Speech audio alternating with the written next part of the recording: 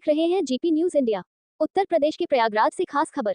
परम पूज्य पंडित मोहन भारद्वाज जी ने जीपी न्यूज इंडिया को दिए साक्षात्कार में महाकुंभ प्रयागराज का महत्व बताया। हमारे पत्रकार विनय गुप्ता से बात करते हुए परम पूज्य पंडित मोहन भारद्वाज जी ने बताया कि महाकुंभ में सम्मिलित होना या इसे देखना, महाकुंभ की संस्कृति को संजोना, यह अवसर हर किसी को नहीं मिलता। हम भाग्यशाली हैं कि अवसर हमें प्राप्त हुआ।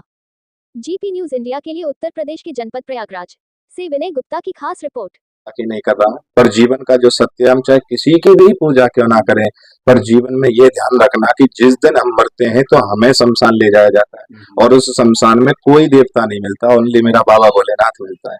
तो जहाँ पर जिस बच्चे के लिए पाप पुण्य किया, जिस परिवार के लिए हमने उल्टा सीधा दुख सुख झूठ सांस बोला, वो ही परिवार हमें अग्नि के हवाले छोड़कर आ जाता है। परंतु उस अंतिम द्वार पर मेरा शंकर ही खड़ा रहता है, क्योंकि हमारे गुरुदेव कहते थे कि जो शंकर के भगत होते हैं, जो शिव के भगत होते हैं, उन्हें कभी अपने अंत की चिंता नहीं करनी चाहिए। क्यों? क्योंकि जहां पर मेरे बाबा के भगत का अंत होता है, वहीं से मेरे भोलेनाथ का प्रारंभ शुरू हो जाता है।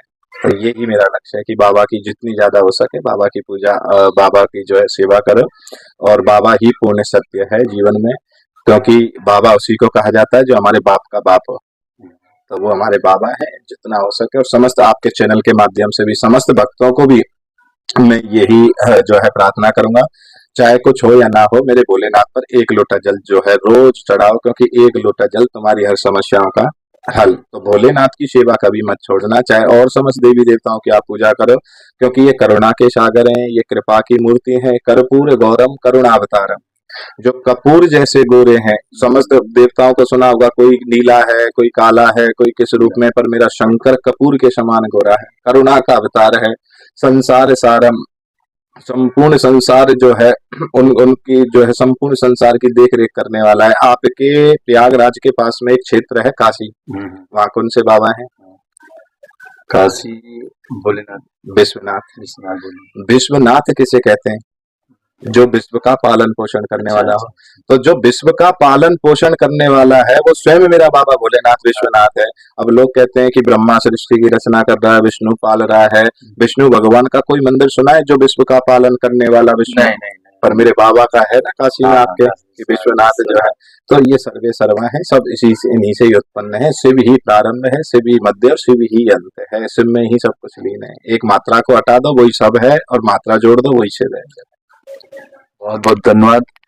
जो प्रयागराज की शान होती, इस बाबों को गुरु जी की वजह से इस शान का अभी तक जो कलयुग, कई युगों से ये युग में भी चल रहा है और आगे ऐसे ही चलता रहेगा। और गुरु जी को प्रणाम करके अपनी वाणी को भी प्रणाम करते हैं। जीपी न्यूज इंडिया, विनय गुप्ता की रिपोर्ट। नमस्कार, आप देख रहे हैं जीपी न्यूज इंडिया से। प्रयागराज महाकुंभ जो शुभ अवसर पर हमारे दिल्ली से गुरु जी आए हैं। आइए इनसे कुछ, इन्हीं की वजह से ये जो प्रयागराज की शान है, इन्हीं लोग के साधु संत की वजह से प्रयागराज शान है। आइए इनसे तो आशीर्वाद लेते हैं। आशीर्वाद लेके इनकी कहते हैं जो प्रयागराज की शान है उनके बारे में कुछ। बाबा जी, हम आपका प्रणाम। जो पहले तो मैं आप सबको साधुवाद करता हूँ, आपने इस लायक मुझे समझा। और सर्वप्रथम आपको इंटरव्यू देने से पहले आपसे यही निवेदन करूंगा, एक बार आशीश्वर महादेव के चरणों में आप सब प्रणाम करें और हर हर महादेव मेरे साथ में बोले। बोलो नमः पार्वती पते हर हर हर महादेव। बड़ा आनंद आया मुझे, और पिछले काफी समय से मैं बाहर भी गया हुआ था, अभी न्यूयॉर्क से ही आया था मैं 2 दिन पहले ही। और जो है पिछले काफी समय से मैं कोशिश कर रहा था आपके प्रयागराज में आने के लिए, और आज आकर जो मैंने जो है स्नान किया, संत महात्माओं के दर्शन किए। 144 वर्षों के बाद में ये शुभ अवसर हमें मिला है। वैसे हर 12 वर्ष में मिलता है हमें, पर कुछ नक्षत्र ग्रह तारे इत्यादि या बृहस्पति ग्रह की अगर वो चाल जब बनती है तो ऐसा शुभ अवसर हमें वो प्रयागराज में मिला। और इस प्रयागराज में आकर आप, सबसे पहले तो मैं प्रयागराज के, जैसे आपको मान लीजिए, या प्रयागराज के रहने वाले समस्त निवासियों का भी मैं बहुत बहुत धन्यवाद करता हूँ कि पिछले 1 महीने से जो यज्ञ, जो ये कुंभ रूपी जो यज्ञ चल रहा है, उस यज्ञ में जो है आप सब साथ में खड़े हैं और इस सनातन धर्म को जो है बढ़ा रहे हैं, और इस हमारे सनातन धर्म की धरोहर को जो है एक पूर्णता की ओर ले जाया गया है। अब 2 दिन ही शेष बचे हैं जो है। तो आप सबसे भी मेरा निवेदन यही है कि प्रयागराज एक पवित्र भूमि है, और वहां से अगर आप प्रयागराज के लिए आए तो ये बाबा भोलेनाथ की कृपा है, क्योंकि जहाँ पर कृपा शंकर की हुई ता पर कृपा करे सब कोई। बाबा की ही कृपा से यहाँ तक आया जाता है, हम तुम या कोई आने वाला नहीं है।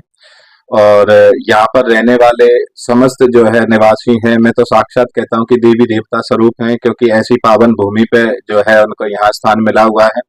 तो मेरा तो आप सबसे निवेदन यही है कि आप सब भी इस शुभ अवसर को ना चूकें, और समस्त भक्तों से, मैं अपने शिष्यों से भी यही निवेदन करूंगा कि इस अवसर को जो है ना चूकें। एक बार जाकर जो है संगम में गोता जरूर लगाएं और आशीश्वर महादेव को प्रणाम करें। और इसके अलावा अगर आपका कोई क्वेश्चन है या आप कुछ जानना चाहते हैं तो वो मुझसे जान सकते हैं। गुरु जी, आप क्या प्रयागराज पहली बार आए कि इसके पहले भी आए? मैं वैसे तो देखो, जीवन में प्रयागराज अगर कुंभ को लेकर कहूँ तो मेरा पहला ही कुंभ है ये। और क्योंकि मैं इस क्षेत्र में 2014 में आया, उससे पहले मैं भी आप ही की तरह एक मीडिया लाइन में ही था, और ये आपके स्टार न्यूज जो चैनल है उसमें रहा मैं जो है। और 2014 में मैं इस क्षेत्र में आया, और मेरे गुरुजी हैं नारायणदास जी, और मेरे काका गुरु, उनकी प्रेरणा से मैं इस क्षेत्र में आया। मैं बाबा भोलेनाथ की कथावाचक हूँ, श्री शिव महापुराण की कथा करता हूँ, मैं एस्ट्रोलॉजर भी हूँ। और मेरा जो जन्म निवास है वो नंदगांव है, नंदगांव बरसाना आप सबने सुना होगा। और नंदगांव में भी आश्रम बना रहे हैं हम, जो रैन बसेरा है। क्योंकि हमारे ब्रज क्षेत्र में भी मैंने क्या देखा है कि लोगों ने या हम जैसे संत महात्माओं ने आश्रम तो बनाए, पर उन आश्रमों को होटल के रूप दे दिया है। 500-600 रुपए से 1000 रुपए से नीचे कमरा नहीं मिलना, नहीं रखना। तो उनको देखते हुए मुझे यही दुख पहुंचा था, अपने ब्रज को देखते हुए, कि यहाँ पर एक रैन बसेरा ऐसा बने कि कोई अतिथि, परदेशी, यात्री अगर कोई आ रहा है देश विदेश से, वहां भी लोग आते हैं, तो मैंने देखा है वो बाहर रोडों पे सो गए हैं। उनको खाना, क्योंकि उनके पास खाने को पैसा नहीं है, तो 600 रुपए देके वो रूम कहाँ से ले सकते हैं। तो इसीलिए हमने सोचा है कि उस रैन बसेरे को जो है हम बनाएं, और उसमें कोई भी बाहर का परदेशी यात्री आए, जितनी हमारी सामर्थ्य होगी, 100, 50, 200, उन व्यक्तियों का फ्री रहना, फ्री खाना पीना, सारी व्यवस्थाएं हम जो है वहाँ करने जा रहे हैं अपने गाँव में। अच्छा, ये आपका कहाँ बैठा है? मेरा अभी प्रेजेंट में 2 ही स्थान है, एक हरियाणा में बहादुरगढ़ में, जो रोहतक झज्जर जिले में आते हैं, और अपना एक नंदगांव में। अच्छा, और आगे का ये समाज की सेवा करना है, मानव सेवा पराधर्मो। क्योंकि सबसे पहले मैंने जब इस क्षेत्र में मैं आया, आने के बाद 2018 में मैंने एक आश्रम का निर्माण जब किया था, तो वो नेत्रहीन व्यक्तियों का किया था। मुझे काफी लोगों ने कहा था कि गौ माता का जो है गौशाला खोलो, या ये करो या वो करो, इनको क्यों कर रहे हो।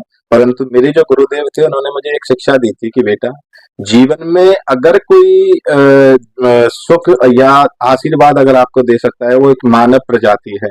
और आज तक आपने कभी भी सुना होगा ना, किसी का कितना भी भला कर लीजिए आप, परंतु अंत में बुराई मिलती है। और जो अंत में बुराई मिलती है ना, वो अंत की बुराई हमारे तुम्हारे लिए हानिकारक होती है, जिस वजह से हम ये सोच जाते हैं कि मैंने इसके साथ ऐसा किया। तो मेरा एक ही लक्ष्य, हमारे गुरुदेव कहते थे कि मानव सेवा पराधर्मो, सबसे बड़ी अगर कोई सेवा है तो वो मानव की सेवा है। गौ माता की आप सेवा करने गए, आपने जाके रोटी दे दी, हरा चारा डलवा दिया, या गौ दान ही क्यों ना कर दी गौशाला में जाके, क्या पता वो 2 दिन बाद क्या कर रही है। गौ माता कभी बोलेगी नहीं अगर सुबह से शाम तक खाना भी नहीं मिलेगा था। परंतु एक किसी भी मानव को अगर आपने एक दिन खाना नहीं दिया, तो दूसरे दिन बाहर गली में खड़े होके बोल देगा वो आपको कि हमें भोजन नहीं मिलता है। तो इसलिए मानव सेवा ही मेरा जीवन का धर्म है, और कोई धर्म नहीं। गुरुजी, आपका नाम? मेरा नाम पंडित मोहित भारद्वाज है, और मैं जैसे अभी आपको अवगत कराया था, मैं नंदगांव बरसाना जो मथुरा जिले में आते हैं, मैं वहाँ का निवासी हूँ, और बाबा की भक्ति में लीन हूँ जो है। ये किस साल से आप कर रही हैं? मुझे अभी 10-11 वर्ष ही हुए हैं इस क्षेत्र में आए हुए जो है। और मैं एक चीज और बता दूं आपको, मैं कोई सन्यासी नहीं हूँ, मैं गृहस्थी हूँ। मेरे 2 बेटी, 1 बेटा भी है, और मेरा परिवार भी है। और बाबा की भक्ति करना और जन जन में बाबा भोलेनाथ का प्रचार करना जो है मेरा एक जीवन का लक्ष्य है।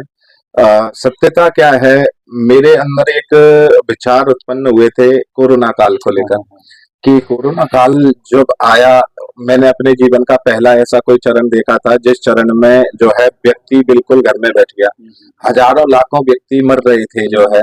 उस समय मैं उनके दुख सुख में भी गया, बहुत ऐसी जो है सब हमें भी प्राप्त हुए जिनके कोई उनको दाह संस्कार भी, अंतिम संस्कार भी नहीं करा पा रहा है। तो मैंने